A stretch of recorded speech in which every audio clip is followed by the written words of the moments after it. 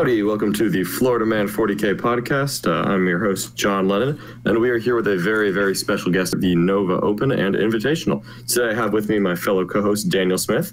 Hey, how's it going, guys? I did not go to Nova. I'm not the important one. The real important one is Mr. Richard Siegler. Hey, thanks for having me on, guys. It was a really unexpected win, but I'm really glad to have pulled it out for the team. Unexpected for you, maybe. I think the rest of us might have had an inkling this was coming. I know a couple people who were nervous when they found out about your last-minute flight. All right, so order of business today. Almost every single podcast is going to have Richard Siegler on it because he's America's sweetheart right now until someone wins LVO. So what that means is we're going to try to do it a little bit differently. We're going to be going over how Richard Siegler prepares for his games, just his general approach to the game, and competitive 40K. Richard Siegler is not a household name yet. He probably is now, but he's certainly new to the scene. And we kind of want to talk about his transition and how he came from maybe not playing as much 40K to suddenly being number 2 in the world in the ITC. I myself managed to rise up to number 5 somehow, still just a bit behind him. And we're going to talk about how we approach practicing for the game in between tournaments and overall just our competitive mindsets. Don't leave me out. I am number 192, so That is true. I'm only 190 spots behind Siegler. I'm trying. I haven't been to an event since a little RTT, so I'm not trying as hard as you guys right now.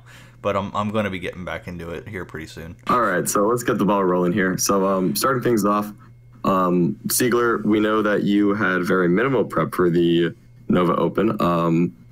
Tell us a little bit about how that went down and how you went from not going to Nova to winning Nova in less than a week. Okay, sure thing. So originally, I had no ticket for Nova. I wasn't even on the wait list because this is the start of my teaching season. And so it's very difficult to start playing 40K around this time. It turned out that a departmental event on Saturday got canceled, and so I had the weekend free. And because it was Labor Day, I didn't have to teach on Monday. So I figured I'd try and put myself on the wait list and see if it was possible for me to attend. And fortunately, I was number 4 on the wait list with 4 tickets available, so I got in. Then the hard part was actually getting to Nova. I had to take a bus down from Tallahassee to Orlando and then catch a flight to DC. The flight I was supposed to take was coming from San Juan, and there was engine failure on the plane. So we had to find another plane, and I thought the flight might actually be canceled. But fortunately, I made it around 1 a.m. John and Rich came and got me. And from there, I was able to start playing at Nova. But in terms of list design, I basically made one small change to the list that I normally run in the ITC, and that was adding a single unit of 5 Fire Warriors in order to not completely give up 4 secondary points for Strike the Rank and File. That's pretty much the only change I made, and I really just had no practice on the missions. I've never played Nova missions before. I haven't practiced them. So the 9 games I played at Nova were the first 9 games that I've ever played in the Nova format. Which to me is honestly just outstanding. Like that, I enjoy that a lot because the way I see it a little bit is when you just kind of go in cold and have success, like that shows your ability to adapt as a player. And I know there are a lot of people, the internet, like keyboard warriors or whatever, they're like, oh, I could beat that list, or oh, I could do this, I could do that. Well, when you kind of think about it, yeah, you have a strong list, but the ability to go in as a unpracticed player, really, and go be that dominant just speaks to your personal player skill, really more than anything else. And it was on full display, and I really enjoyed it personally. And if you listen to the not chapter tactics, the stat center that's about to come out, I know that Tau did not perform very well at Nova at all. So I really don't think this was his list only worked in that format. I know Siegler holds that opinion as well because obviously he has so much success in the ITC. The whole thing just seemed like a perfect storm of Richard Siegler got in, got hot, and everyone else got out of his way. Yeah, pretty much. Especially the Gene Stealer cult players, 3 in a row to finish out day? Is it 2 or 3 days? It's 3 days, right? So finished out day 3. Day 3 with Gene Stealer cult, which I mean, good Gene Stealer Cult players are one of the hardest games, in my opinion, to handle, and you did it 3 freaking times. Yeah, don't remind me. Just a spoiler to kind of tell the listeners how I did before we dive a little bit deeper into Siegler's success. I had a pretty good outing at Nova. I finished 8th place. Unfortunately, my journey was cut short by the man himself in round 8 when we played. Unfortunately, I just had no chance in that game, and he had a plan. There was no way for me to outplay him. He stuck to his guns, didn't make any mistakes, and I ended up smeared on the windshield. Yep, as all good bugs should be. Ah, sad. So, prepare much for Nova, but you have a lot of preparation in general. You don't just accidentally get to your level overnight. So, kind of walk us through your generally, like, in between tournaments, in between games. What do you do to make sure that you stay, I don't want to say in shape, that makes it sound like we're actual athletes and this is serious, but what do you do to stay in 40K shape? Okay.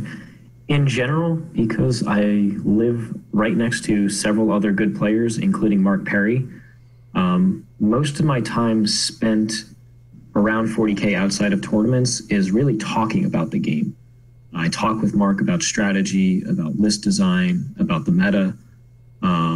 Also in our team chats, Brohammer has excellent faction-specific and general chats related to 40K.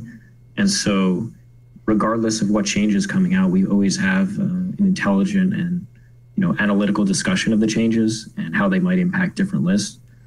So I think that is really, really important in staying in touch with the meta. Aside from thinking about the game in those ways, I also play a few practice games almost every week. It's been a bit less now because summer is usually pretty busy. So even before Nova, I really played 2 games at a small GT where I played against John's Imperium list. But outside of that, I hadn't played for several weeks, not even practice games. What I had been doing, though, was thinking about the game in a couple ways. One is that I am always thinking about how to deploy the army against the top meta lists. Deployment, I think, for Tau especially, is one of the most important things you can potentially do. It sets you up for the entire game. And so I spend a lot of time thinking about how should I deploy against this army? How should I counter deploy against them? How should I deploy on the different deployment maps, whether it's shortboard or longboard? Additionally, in the ITC games, I spend a lot of time thinking about secondaries. So my preparation is often, I have a list of 4 potential secondaries for every single meta matchup. Just in case I can't pick one of my top 3, I have a 4th one. And so going into every match, I almost always take only a minute or 2 to write down my secondaries. I don't really have to spend much time thinking about that pre-game, as I've already settled on what the best options are going to be. Okay, I like that a lot. I've always thought that one of the best competitive player is being decisive and not taking too long and overthinking things. But if you can, accurately use your time beforehand to make those decisions in advance, and if you have decisions ready for multiple scenarios, then you don't have to waste time on that. And then you feel confident going into the match. It's definitely a good way to approach things. So I really like how it's not just the practice games. I think talking to good players is very important. Definitely, I think, a rising tide, lifts all ships. I think almost everyone in Brohammer has gotten better over the last few years. I know you're lucky enough to live next to a lot of good players, and Cody Saltz too. So definitely good practice on your part. Do you get to practice against a variety of armies? I mean, Theory is awesome. Theory composed of most of my own personal prep, but there are a couple of things that I really needed to test on the board.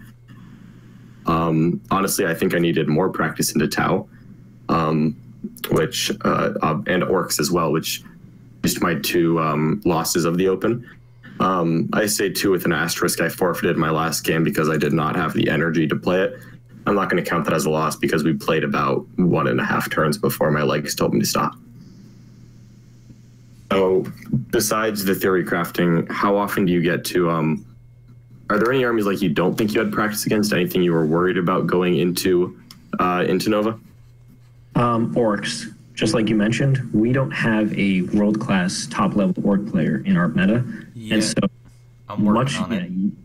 Yeah, before Dan becomes the number one orc player, we just don't get enough practice against it. Honestly, a lot of my thinking about orcs is just based on theory. I just haven't played against 18 mech guns or multiple shock attack guns or 180 Gretchen. I just haven't played against any of that. So having to face it for the first time, I might have to adapt my list to if that becomes meta. So I think orc practice is the one main thing. Everything else there, locally we have the armies and we have the players who are willing to play the practice games. So I think I'm very confident in pretty much every matchup. Orcs is the one matchup where I just don't have enough practice against it.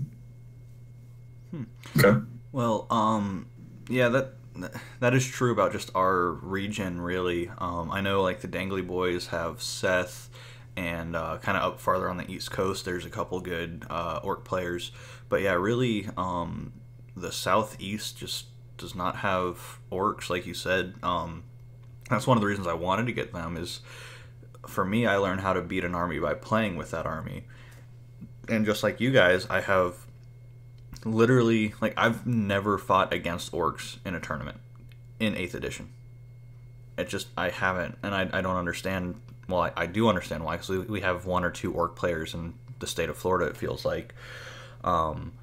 So for me, I wanted to get the army so I could learn how to play with and against it, and hopefully elevate, like Lennon said, elevate everyone around. Even if I'm not a great orc player, we see the tricks, we see what orcs are trying to do, and get some idea at least of going into that matchup, what assets do we need to get rid of. Because honestly, if you haven't really, there's a lot of small tricks in the orc codex. If you don't know about them, then you're not going to know that thing is as threatening as it really is. Everyone knows about the shock attack mech, but flash jits are getting kind of popular because they can shoot sometimes 3 times if you're really lucky. A lot of people don't realize that. They think you just roll the die once, and if you get a 6, you shoot again. Well, if you do, you roll a 6, and you keep doing that until you don't roll a 6, and that's just not widely known. So for me, I definitely agree that orcs and the lack of orcs has been a problem for the Southeast. Yeah, so obviously orcs definitely all of us are a little uncomfortable with. Obviously you felt very good going into Gene Stealer Cult. Talk about a little bit about the tables at Nova. I know going in you thought that you were a little bit worried once you decided you were going that the Nova L's were going to be problematic for you just because your army likes to deploy in the center, and there was that line of sight blocking right in the center. Were your fears as legitimate as you thought? Did it turn out not so bad once you actually got to the event? Walk us through how that worked for you. Sure. Originally, because my army in the ITC likes to be in the center of the board and controlling the objectives, mainly because it gives up kills early on and so compensates by controlling the board, I felt like Nova would be a little disadvantageous because the L's are right next to each other, basically within 6 inches. And so it's this tight corridor where things like grotesques or aberrants or any of the scary melee infantry units can easily just pop through and do a bunch of damage. So that was the main thing I was worried about. However, in practice, the L's were a massive boon defensively for my army against shooty armies. Oftentimes against these Imperium lists that just have, a million shots and can take out drones within the first 3 turns, I was throwing the 3-up invuln on Riptides and then moving them into the L's so that they would block line of sight and be hidden while protecting my characters, especially the commanders. And so trying to kill a Riptide out of line of sight with a 3-up invuln is, extremely difficult for almost every army. So I quickly adapted to the L's, especially in the shooty matchups. In the, close combat matchups, especially against Gene Stealer Cult, I realized how significant the forests were on the center of the boards. They are absolutely massive because they come with -2 to charge. And I already have the grab drones, which add a further -D3. So potentially -5 to charges if I'm sitting in the forest. So against the 3 Gene Stereocoal players, I pretty much deployed right into the forest with my castle and continued screening out with the drones.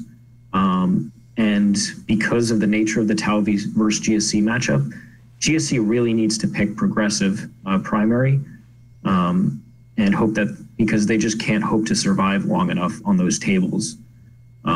So with the progressive, most of the objectives are on the outskirts of the board, and so they're in firing lanes. And so I use the shield drones to block off particular areas of the board, specifically the interiors of the L's and the far sides of the hills, so that when the Gene Stereocoal players deployed, it would be right in my firing lanes for the Riptide, so I didn't have to move. Yeah, that was pretty brutal for me, and pretty much once I saw your first movement phase, I kind of knew how that game was going to go. Unfortunately, I was very right, and you played that one perfectly. I was never really able to get my Aberrants into a safe spot, and I just had to eat firepower, and waves after waves of it broke me down pretty fast.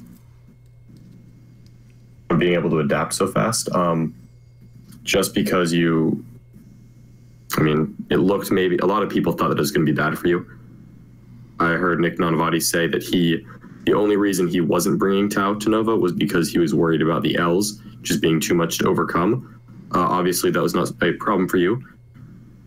It could be a problem if you don't take that maybe unconventional view of using the terrain to your own benefit, using it defensively, kind of protecting yourself from shooting instead of worrying about your own damage output. Pretty good mindset that you have in general. I've already listened to you talk on chapter tactics and the art of war. What is it? Let me hear. You're the best Tau player in the ITC right now. What approach do you take to Tau that you think other Tau players would benefit from? What do you think you do differently that other people could learn from? Break down for us why your Tau did well when other people didn't. And again, don't be humble here. I'm asking you to brag. All right, I'll do my best. So one of the things I think about Tau players is, in general, they think that Tau is all about shooting. That Tau is about tabling your opponent as fast as possible. And so oftentimes they'll have broadsides or they'll have multiple high-powered shooting targets. My army, by design, is based around 6 shooting targets, the 3 Riptides and the 3 Commanders. And the Commanders are short range, so they might not even be shooting for a turn or two. So really, I'm relying on the Riptides to do damage. And I don't take Shadow Sun for the potential of a double Cao Yun. Instead, the army is all about board control, screening, and late game. It's all about taking as much firepower as possible through the army's durability, those first 3 turns, and then controlling the game from the rest of the way. So this list often gets behind on points in the ITC in the first 3 turns, unlike a lot of other Tau lists. But I'm perfectly okay with that because I win the games turns 4, 5, and 6 after your main threats are gone, and I have control of the entire board because of the small shield drone units and because of I play the army very aggressively. Like I said, I like to dominate the middle of the board and use terrain to my advantage. I don't like sitting in the castle, and I almost never Cao Yun. It's very, very rare for me to Cao Yun. I did Cao Yun in the final against Meg Rose on turn 2 after he dropped those neophytes, turn 3 actually. And I was able to pick up a bunch of squads. But in general, I almost always use Monka. And sometimes I even save it for late game, maybe turns 4 or 5, if I need to get around a particular building, or I need to, in this case, get around an L and look into it with my Riptides. I often save Monka for those specific purposes where marker lights aren't going to be able to help me. So I think overall, it's patience that is critical to winning with Tau. It's taking your time, especially in the movement phase, which is the most important phase for Tau, I think, and really just focusing on how exactly can I win this game if I don't table my opponent.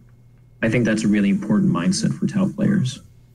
So one thing I personally have talked about a lot on this podcast and elsewhere is in the ITC playing the 30-point game. because we had the numbers like 99.8% something. If you score 30 points, you win the game. And this Tau build, I feel, lends itself to that, where you're going to get hold every turn, you're going to get kill every turn. You have a very good chance of getting hold more just with the drones, especially if you go second. You just send some drones out, they get you hold more, they die, they're doing their job. And then late game, you can really stack up secondaries, you can start getting kill more and hold more because you have all your assets alive. You're just, like you said, you're surviving and winning in the late game.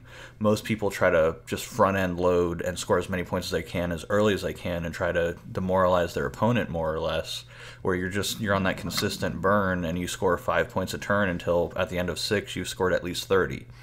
And so when I think about it that way, it absolutely has the entire winning formula. Like, it's really hard to stop your list from scoring points consistently every single turn. Something I've always tried to do. I usually play Genius of the Cult as a late game army rather than trying to knock people out in one turn. Certainly, there are games where I can do that if my opponent perhaps makes a movement or deployment mistake. I prefer kind of sticking in the game for a couple turns until I can launch my knockout punch. And that's kind of what you're describing to me, where it sounds like you're really just trying to, for a couple turns where no matter how hard they're shooting you, you're not really losing your damage output, you're not losing a lot of your mobility. Having all those drones basically ensures you are in the game while you kind of set things up, and then right at the end you topple your opponent over and sometimes table them in the process. That is pretty much it. One of the things that I like to do is utilize the assault phase with this list. Because I have so many drone units, I often like tagging things from out of line of sight, or wrapping things with my larger shield drone units, and then stringing them back to the Riptides. I think assault phase is one of the most underutilized phases for Tau, but it's been key to me, especially against pure shooty lists like AdMech or Guard, which don't have a lot of units with the fly keyword, and so they can be tagged and lose significant firepower while letting you control the board.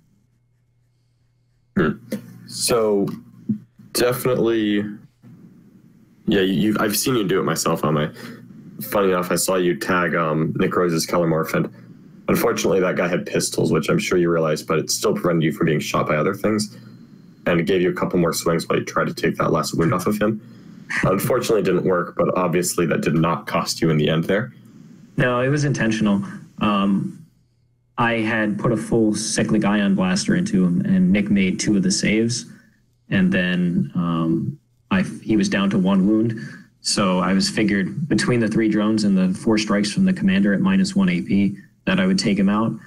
And then once I didn't, I just decided to wrap him for fun, because why not? I'll kill him in his turn. And the commander ended up punching him, with the knockout blow. Yeah, I think you're just playing with your food at that point. I love when Tau wins in combat. It's so, like, the biggest FU to your opponent. Yeah, well, he beat some of my Brood brothers in melee, unfortunately. That was a little embarrassing. With shield drones. Yeah, well, yeah, he was rubbing salt in the wound at that point. I was going to say, a commander at least has, like, a weapon skill 3+ and AP 1, but yeah, shield drones, you just suck. No, it was shield drones. I still have this secret dream where I use a drone controller to make shield drones hit on 4s and somehow win a game with that.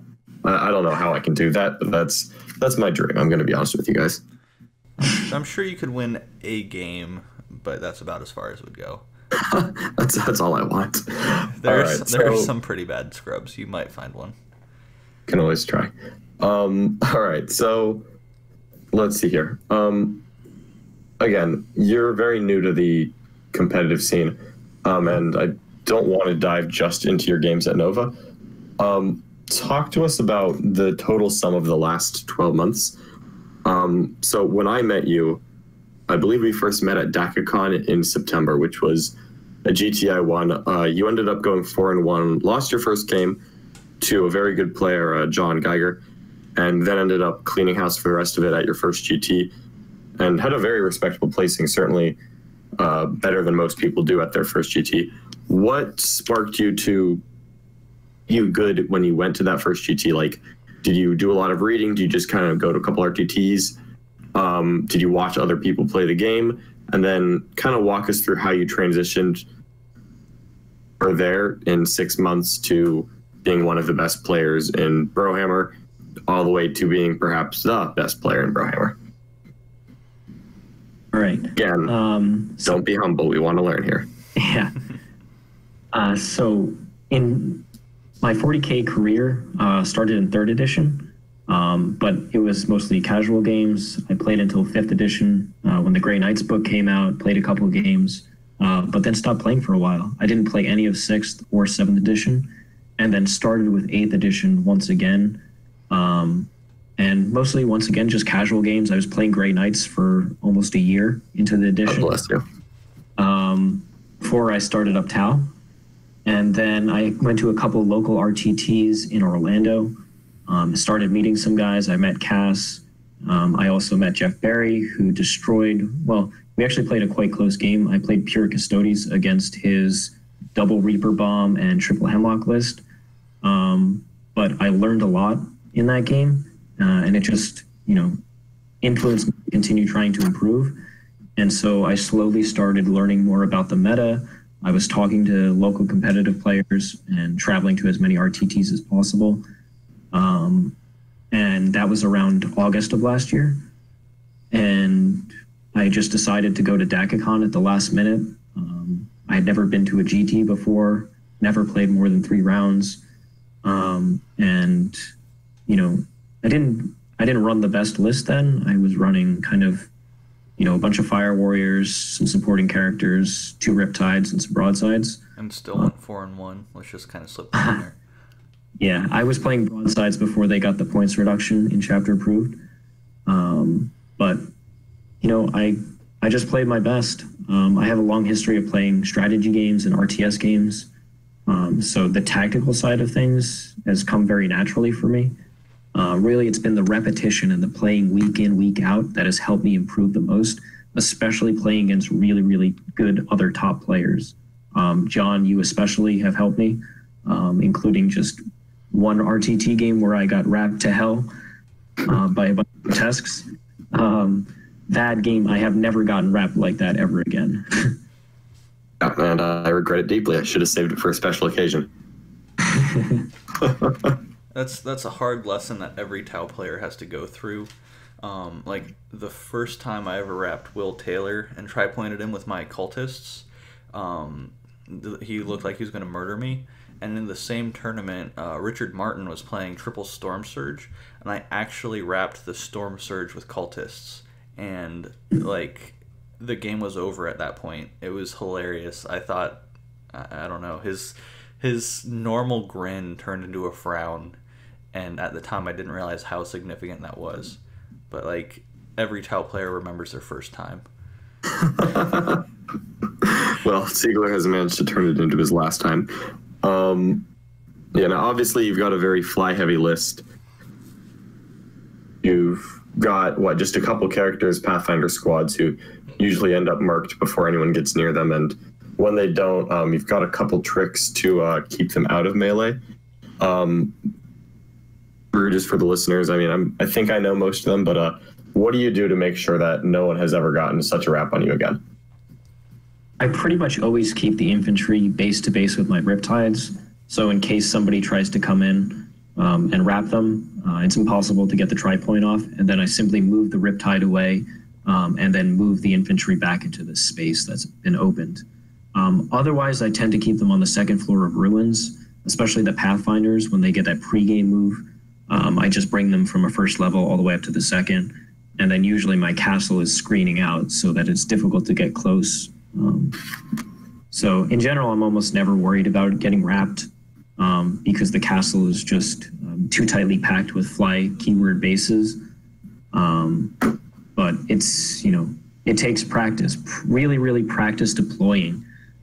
Set up your kitchen table and just practice. Here's Hammer and Anvil against Genestealer Cult. How am I going to deploy? Where am I going? And the thing with Tau, especially these shield drones, if you watch the final against Nick Rose, is it's not simply about the turn, your movement phase that turn. It's about the next movement phase. where are they going to go after that if they survive, and which units are going to take their place in the next line. Especially against GSC, you need at least 3 layers of screens in order to keep them back before the whole army is basically on top of you. If you cannot screen effectively for 3 turns, it's going to be very, very difficult to stop the wave of aberrants that are about to hit you.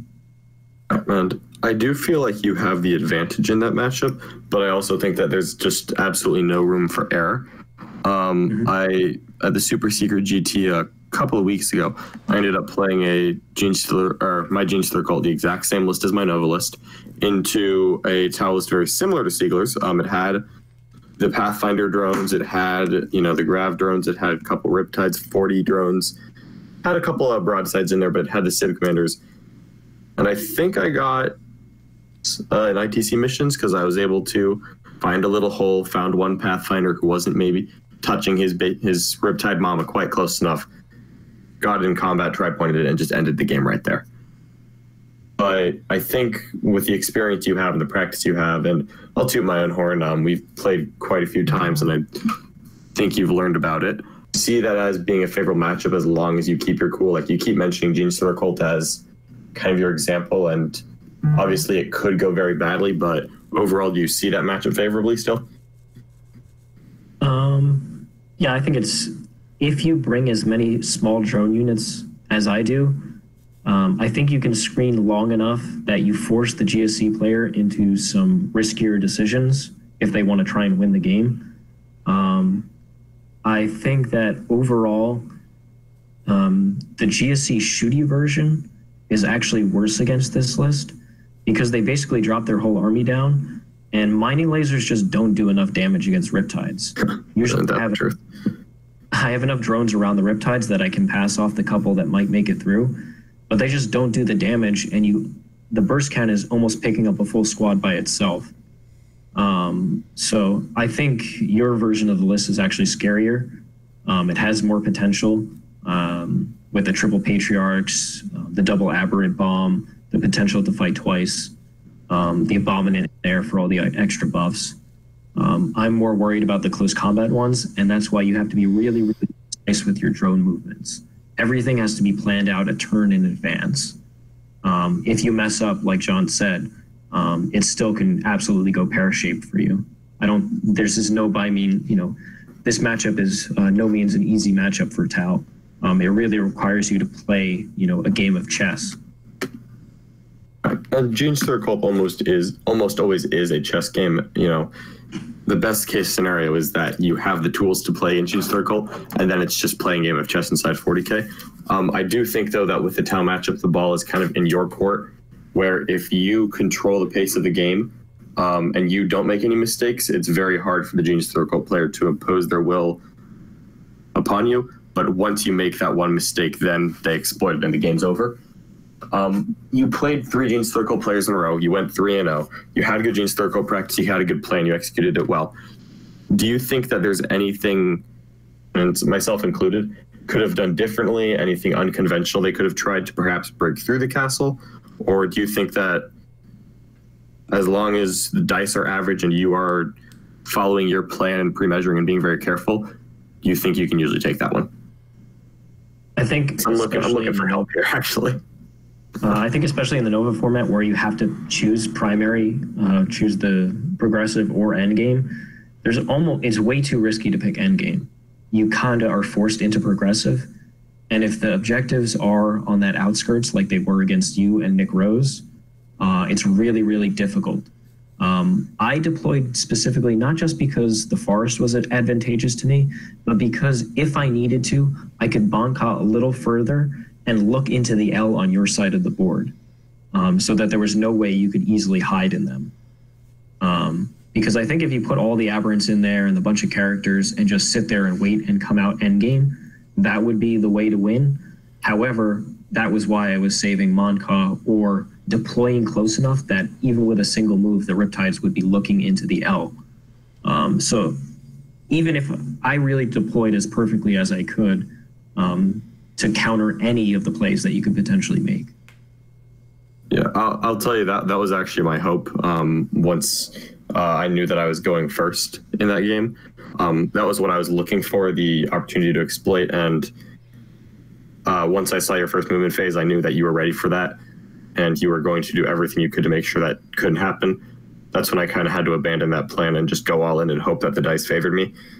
And when the dice did not roll significantly above average, that kind of sunk me. It's tough needing an 11-inch charge into a forest. Yeah. Well, you know, it was a 9-inch charge. I had my +2 to charge in there. That's true. But still not ideal. No, it was not ideal at all. Enough talk about Tau. It's I'm sure everyone's already hearing it. I imagine that you're currently number 1 in Tau standings. I assume you intend to play Tau for the rest of the season. Of Grey Knights. If Grey Knights get their book, I would absolutely play games as Grey Knights. Okay. So but if Grey Knights became viable, you think you'd play them too? Absolutely. Basically, I have an 80 to 90 point advantage on the Tau standings right now, and it's going to really be difficult to top that. So I think I'm a little safe until LVO, and as long as I have a solid showing at LVO, I should end up as the number 1 Tau player. So I'm happy to experiment with AdMech and possibly other Imperium factions in the meanwhile. Though probably for the majors that are coming up in the South, particularly Crucible, Warzone Atlanta, the Atlanta Open, and Coastal Assault, I'll probably still end up playing Tau just because I can continue improving my overall ITC score. Yeah, and Tau, I would assume, are probably your best chance to improve that, unless, you know, you just fall in love with Space Marines. Yeah, it really depends. I'm waiting for the September FAQ before I make any changes to the list. It makes sense. It's probably brings a little more financially irresponsible into buying Space Marines now in the hope that they're not getting nerfed. Because I would think that they won't be in the meta long enough for Games Workshop to really hate on them. All right, so we're going to launch into the second part of the podcast now. Mostly going to be talking a little bit about my journey at the Nova Invitational. Start things off, I did end up bringing Pure Custodes. What that looked like was 2 Orion dropships and 3 Cladius grav tanks, Trajan Valoris, a Vexilla Magnifica, and 3 Custodi Guard with a couple Storm Shield stuck in. Obviously, this list did, in fact, change because they dropped the beta rules they dropped the new rules and replaced the beta rules. They are now finally official about 2 or 3 hours after I appeared on the Games Workshop stream with my scoring Orions. So not saying it's my fault, but you're welcome, America. So starting off, it was a very cool experience, you know, getting to the con a little bit early. There definitely were less people on Thursday. I did walk around a little bit in the morning and in between rounds because my games were very fast due to the 10 model nature of it. The Invitational was a very, very fun experience for me. I hope that I'll be back next year. So round 1, I ended up playing Alex Fennel, you know, the saint himself, the gentleman of 40K. It was a very enjoyable game. He ended up having Harlequin Haywire bikes with the Seer Council. Fortunately for Alex, I deployed a little too far away from him for him to interact early on.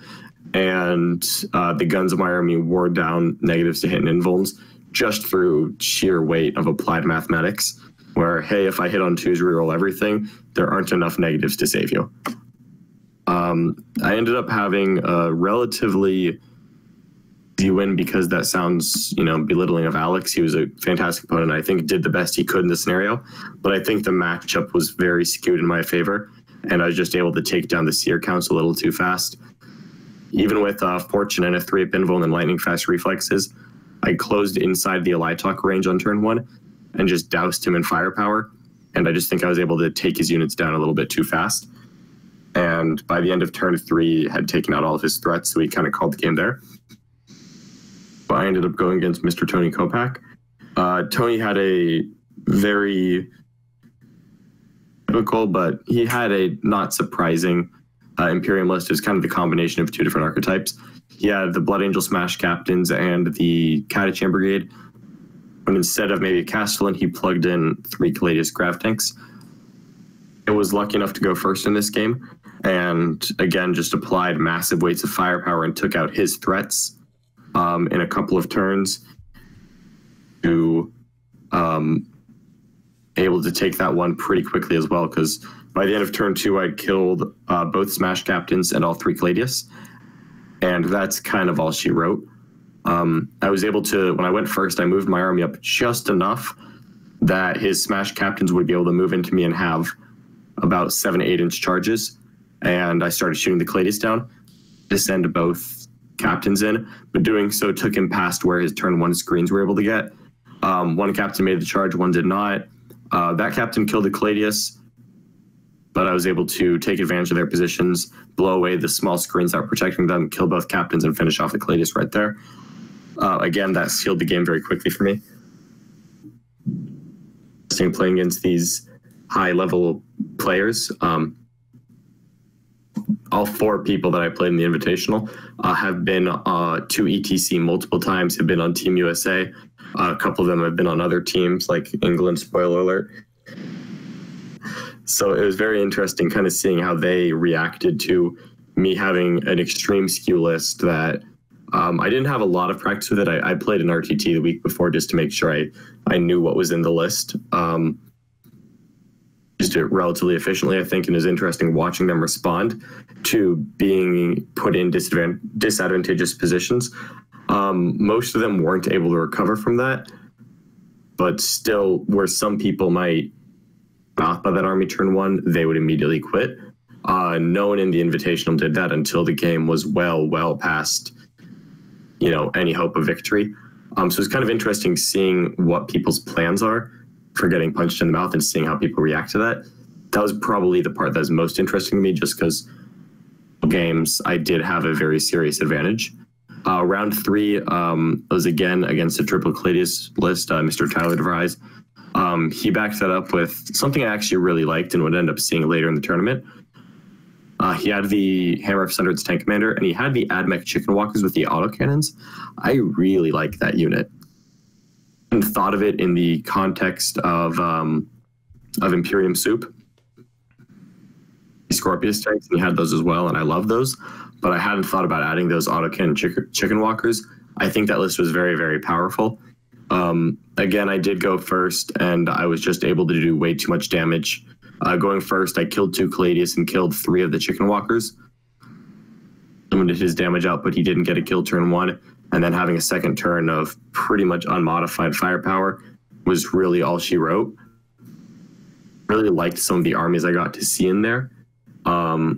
And I really enjoyed those first 3 games, because even though I died pretty quickly due to a very bizarre list on my part, coupled with a little bit of luck, it was still good to kind of see how those top end players reacted. The whole game was one of my favorites of the weekend. Played against Mr. Nick Nanavati. Unfortunately, I've played against Nick several times before at Charity Hammer, Nick, but I've not been able to beat him. So obviously the Invitational, there's glory and prizes on the line. This would have been a great time to pull out the win and take that game, but it was very close, and much closer than I honestly anticipated it would be. So I had played this game twice before. I had played my Custody list into Gene Stiller Cult. I had played my Gene Stiller Cult into the Custodies run by Richard Martin. I kind of knew what it would take for each player to win the game. I knew that if the Custodies list was able to get good avenues of line of sight, it had the firepower to just obliterate everything in its path and end the game very quickly. And if I had just was able to see him and shoot him for 6 turns, the game ends right there. Alternatively, I knew that the Gene Stiller Cult, if they were able to go Custody backfield, swarm them with bodies, force the Orions to land and start killing grav tanks early. And I think going for the grav tanks early is what you should do with Gene Stiller Cult in this case. If you're able to do that and just swarm the backfield, then you can get 30 plus points and win that game very comfortably. This one was kind of a different scenario where neither of us really pulled off the immediate win condition, and we instead had a very tight game that went down to the wire. Nick ended up picking progressives game, and Nick ended up going first. So I knew that I had the bottom of the turn, and I knew that I had the end game objectives. So my goal was to win the game on primary. I knew he would get a couple secondary points, but not max them. I knew I would get some secondary points, but probably not max them. So I really thought winning the primary would win me the game, to prevent Nick from flooding my side of the board. So if he drops all of his mining lasers and all of his acolytes and all of his aberrants all in my deployment zone and just kills the Caladius and those characters, the game ends for me. The Orions do not have, as awesome as they are, the Orions do not win the game on their own because they can only kill so much and they can only hold one objective at a time. Feed the Orions into him because they're the very visible threat. I know that Nick has played against these Orions before, and he won that game close, but I know that he hates them. And I figured that if Nick had the opportunity to kill an Orion, he would jump for it. I was right. I fed one Orion into his deployment zone and killed his Magus. His Magus was there as bait, and I know that, and I took the bait anyway because that Magus had Psychic Stimulus, and Psychic Stimulus is the power that lets you advance and charge. Psychic power, and I don't have a lot of Deny the Witch in this list. If you pass that Psychic power, what it means is you can advance and charge with an Aberrant squad, and that massively adds to their threat range. Because he's Twisted Helix, he gets +2 to his advance and charge to his advances. So an Aberrant squad, their threat range goes from 18 inches of moving 6 inches and rolling a 12 to 18 plus 6 plus 2, so 26 inches. So I basically cut 8 inches off his threat range by killing that one character, and I thought that that would be enough to prevent him from overtaking me. Wrong, barely, but it was still a pretty good gamble that I took, and I think I would take it again. I did kill that Magus. He dropped all the mining lasers and flamers in his backfield, roasted an Orion. I flew my second Orion into that same hole and looked him in the eye and said, do it again. And this time he left 2 wounds over. I flew it over, contested another objective, sniped another character. And I was really working hard to keep him from maxing his progressives.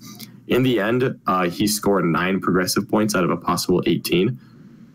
Probably the lowest he ever scored. I know that I think the lowest I scored in any game was like 17 with my Gene Stealer cult.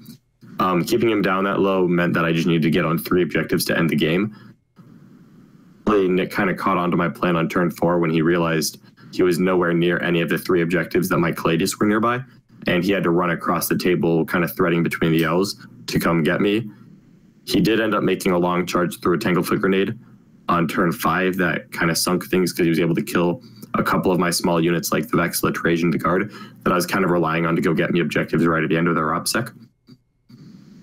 Nick, he did recognize my plan, and he recognized that I had put him in a pretty bad position for scoring the mission, and he was able to make a plan, took a risk, get out of that situation. He hit the dice he needed to, but it wouldn't have happened if he hadn't recognized what I was doing. So I have to give him credit there. He definitely earned his win in the Invitational. With that said, I am honestly pretty proud. I think I played a pretty good game considering I thought it was a very unfavorable matchup.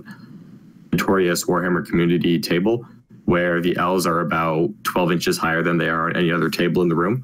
That was definitely a factor in this game. If I have full line of sight to his army with my entire army all game, I do just hold back and shoot him off the table and make the game very simple while I challenge him to come to me. I didn't end up doing that with the realities of the table we're playing on, but that's always something you have to plan around. If you play an all-shooty army, you do have to be prepared for terrain. You have to be mobile enough to get around it. I did have the speed and the fly keyword, so I was able to get some good shots off throughout the game, but I just didn't quite power through enough stuff to get the win in the end. Yeah, so there's actually a lot of stuff I wanted to cover off of all of that. Not necessarily game-specific, but you brought up some very good points. Just where everyone can kind of improve as a player. One of those just being what you said about Nick. He identified what your win condition, what your strategy was. So many times I see players where they've killed... the whole Disco Rush theory is kind of operates on this. You kill 1,500 points of your opponent, and you're like, oh, I'm doing really good. I got this. And then all of a sudden it's turn 6 and you realize you're behind by 10 points and the game's over. Like, a lot of people have trouble identifying the outcome of the game when it's counterintuitive to the pace of the game. So where I know a lot of people watching the stream, they're like, what is Lennon doing? Like, why is he sacrificing these Orions? He needs those. That's a lot of firepower. But like you said, it's what the pace of the game and the feel is not necessarily what's going on in the background. You know how many points you need to score to win. You have a plan to score those points, regardless of what assets you're trading. And that ties into my second observation, or I guess what I'm taking out of this is enlist style. So obviously something I talk about a lot is different assets in your list. Like Siegler has 6 assets and the rest is defense around it. Your Caladius list truly has, again, 6 assets. The 3 Caladius, the 2 Orions, and Trajan are really your main assets. So you have this theory of an asset overload where your opponent cannot get through your assets quickly enough to really survive and get to that late game stage. You want to, your goal is to survive to late game better than they do. Where Genestealer Cult functions a little bit differently. They also want to get to that late game, but like you said, they can choose and sacrifice, I'm going to feed this unit here, feed that unit here, to continue scoring points progressively throughout this mission, and then at the end, everything I have left I throw at you to try to make that final push to win it. And that's kind of what Nick did, is he knew, okay, I've identified Lennon's win condition, I need to make these charges, I need to get across the table and deny him that win condition. So I'm going to push everything I have, turns 5 and 6, to make sure that I don't get caught in the pace of the game and make that mistake and lose it. And that's something, even Siegler said it way back in the beginning of the podcast, where he's considering deployments. There's so many things you can control that most players just, they don't control. They wing it, they don't plan for it. You can control the pace of the game. You can control identifying what your opponent is going to do and countering that. You control your deployment. You control your secondaries you choose. There's so many things you can control. Focus on those so that way there's less decisions you have to make late game. Like, again, Nick identified, oh, this is what Lennon's doing to beat me. This is the right decision now. If he does not identify that, he's going to make the wrong decision and you win. And even with him making the right decision, you put him in a position where he has to rely on a lower Tanglefoot grenade result and then a higher charge to make this work to get that win. That's where at the end of the day we're playing a dice game. Sometimes you make all the right decisions and your opponent rolls boxcars on an 11-inch charge and happens to win. Like, that happens. Sometimes you roll snake eyes and they vect your reroll. Like, those plays happen, and that's where my goal is to get to a point where if I lose a game, I want it to be because of that, not because of a bad decision that I made. And I feel like both you and Siegler and a lot of the top players are at that point where I did everything I could, and at the end of the day, the end result was what it was going to be. And I made every play, and I made every right decision I could to get as close as I can to victory. And I feel, for me, that's the ultimate takeaway. Yep, and I do want to emphasize here that this is not me blaming the dice, where, yes, Nick recognized the decision that he had to make, and the decision he made was risk the game on a long charge. I forced him into that decision, and you know what, maybe he fails the charge, I win the invitational, and I've got a little extra money in my bank account. That was a gamble, and Nick is a good enough player that I wasn't confident that I could just straight up outplay him with 100% chance of victory. It's Nick Nanavati. That's not something I can realistically do. Mm-hmm. And that's that's my point, ultimately, is in a game, a dice game against an equal or better opponent, you do everything you can, and it comes down to dice. That's not blaming the dice. The dice determine the outcome when both people make the right decisions, 9 times out of 10. And it is what it is. It's not blaming the dice. It's not saying, oh, well, if this happened, then blah, blah, blah, blah, blah. It's just the state of the game. Sometimes, even if it's an average roll and you roll snake eyes, like, okay, now I have to adjust. But sometimes there is no more adjustment. Sometimes it's the last roll of the game will determine it. And yeah, you can get salty and say, oh, the dice this, or oh, the dice that. Or you can look at the sum of the entire game and said, I made every right decision, and we knew what it would come down to, and it went 33% him, 66% me. Well, we hit the variance, and it was the 33%. I mean, that's not the same as saying, oh, the dice cost me this game. It's just recognizing and understanding the situation that you're in, I guess is what I'm trying to say. And honestly, against a player of the quality of Nick Nanavati, if I can maneuver myself to a position where I've got 66% odds to win the game, you know what? 33% of the time it won't happen, but I'm comfortable with the decisions I made leading up to that, because that might have been my best chance to beat him, was maneuver the game into a place where he has to take a risk that will either win him or lose him the game, and see where the dice fall. And they fell in his favor. That's all right. Did in his prior games and in that one, but I felt pretty good about the Invitational, and it was definitely a bit of a confidence boost, hanging with, you know, like 4 consecutive ETC players, because ETC is kind of like the dream for me. That's you know, something I would love to do one day. I don't know, be realistic, but being able to play on their level, where, you know, before I kind of played a couple ETC players and bounced off, to play on their level and beat a couple of them definitely made me feel very good about the weekend. Yeah, absolutely. And it's one of those for me too, like, we get into a situation where sometimes you feel like you're a big fish in a small pond, and it's nice to be able to get out there and test against the best players of the world, not just of your local meta. And even at ATC, you guys played against a ton of really good players. I believe you played against the captain of the England's ETC team and won. So you've been consistently playing against good players, and then that Invitational is like, we're going to run the gambit. You're going to play only good players, and that way, I think it kind of solidifies that, okay, me beating these good players before wasn't a fluke. Like, I am consistently up there with them, and I can compete. And that for me is kind of what I saw for you, is you were at that situation, or in that situation rather, where you were able to really compete and obviously do very well, making it to top table and narrowly losing to Mr. Brown Magic himself. Yeah. Unfortunately, I have the distinction of losing to the winner of both events right at the end. So, well, you know what? Sometimes it's better to be the bridesmaid than not even be known. Yeah, that's true.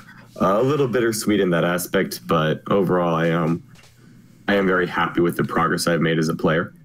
And really, the way I look at it is obviously, you know, sweet, you know, getting to that right to the cusp, losing twice to a very good friend, watching them host the trophy.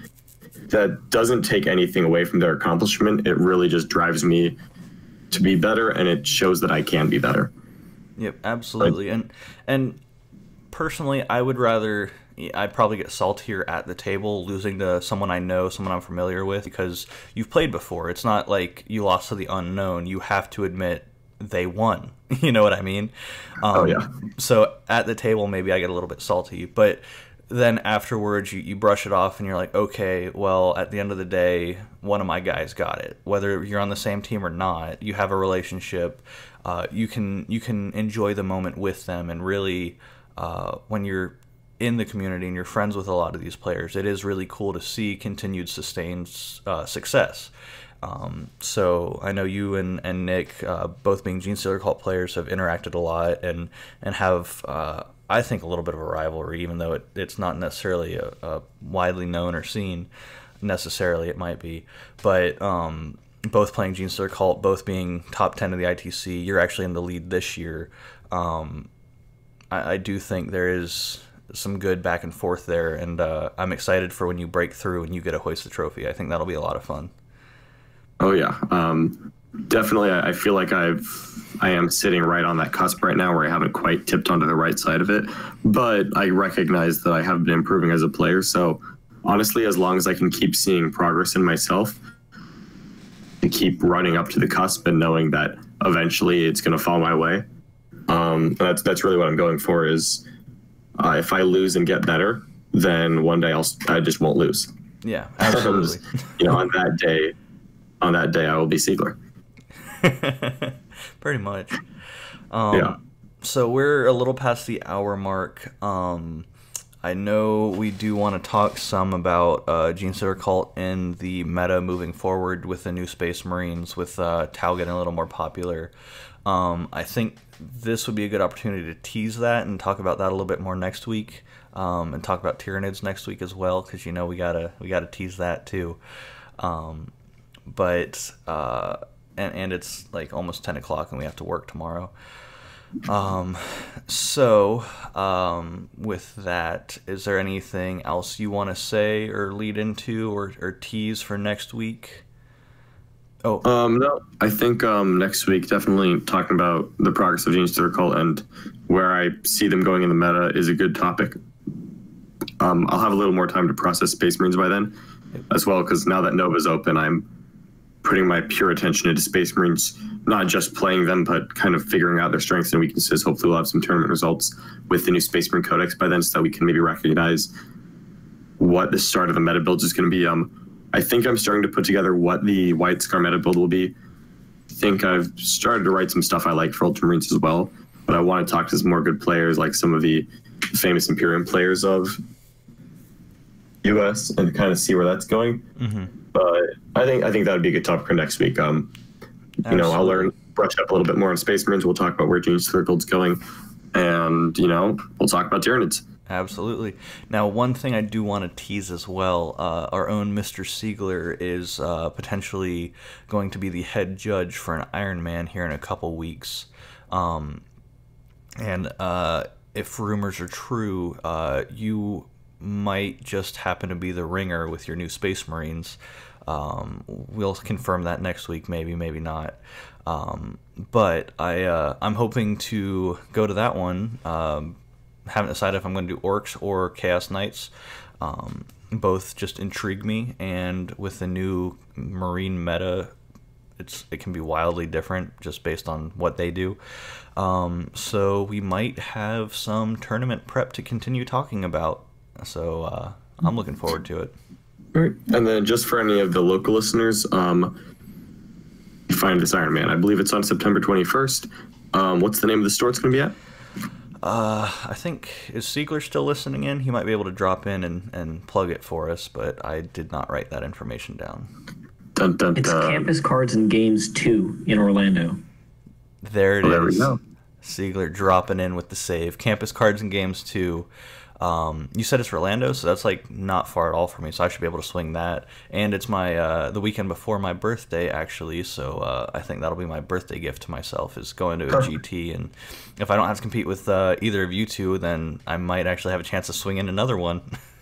I doubt it. I haven't practiced nearly enough, but you can hope, right? You know what? If you talk to enough good players, maybe it'll rub off on you. Yeah, I got to figure out my deployments. Especially if I do my 6-model army that I'm considering doing, deployment's going to be real tricky. Yep. All right. Well, I think that'll wrap us up for tonight.